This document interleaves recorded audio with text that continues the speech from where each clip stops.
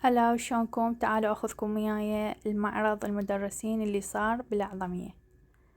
بداية افتتحوا المعرض بتلاوة القرآن الكريم. بسم الله الرحمن الرحيم.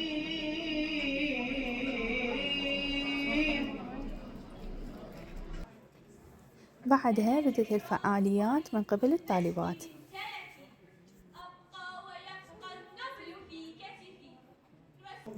بعدها ألقى الدكتور فلاح القيسي كلمة للمدرسين والحضور وتشجيعهم والثناء عليهم وشكرا جزيلا إليه ولاستضافته إلنا.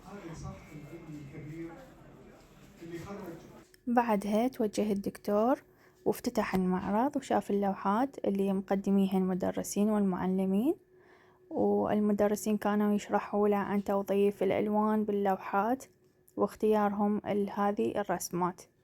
أني وزميلاتي أيضا شاركنا بلوحات، هسه أخلي لكم الصور مالتها. الحمد لله خلص المعرض وأني أقول لكم مع السلامة.